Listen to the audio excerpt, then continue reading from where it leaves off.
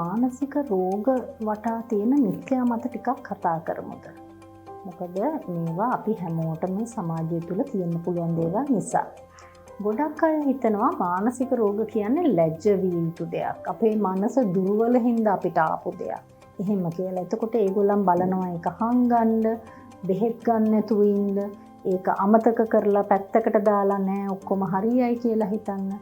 නමුත් අපි දන්නවා මානසික සෞඛ්‍ය කියන්නේ අපේ සෞඛ්‍ය, මුළු සෞඛ්‍යයෙන්ම අපේ පුද්ගලික වශයෙන් තියෙන එකේ වැදගත්ම කොටස තමයි මානසික සෞඛ්‍ය කියන්නේ.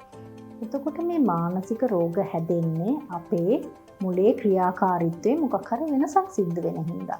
හරියට නිකන් අපිට දියවැඩියාව, ප්‍රෙෂර් එක ඒවා හැදෙන්නේ අපේ ඇඟේ යම් යම් අවයවවල ක්‍රියාකාරීත්වය වෙනස් වෙන හින්දා.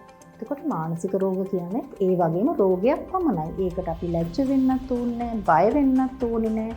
අපි ඒකට ප්‍රතිකාර කරන එක විතරයි වැදගත්. එතකොට මේ මානසික රෝග වලට අපි සමහර වෙලාවට ප්‍රතිකාර කරනකොට බෙහෙත් දෙනවා. වෛද්‍යවරුන් බෙහෙත් දෙනවා. හෝ මනෝචිකිත්සක ක්‍රම භාවිතා කරනවා.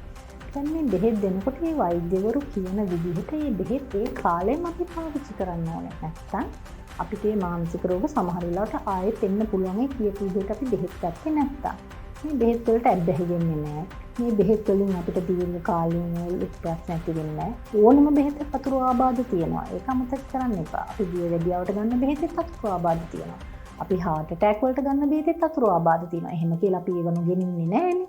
එතකොට ඒ වගේ අපිට මානසික රෝගයක් කොයි වෙලේ හරි වැරදුනා නම් අපිට ડોක්ටර් කෙනෙක් බෙහෙත් ගන්න කිව්වනම් බය නැතුව ඒ බෙහෙත් ගන්න.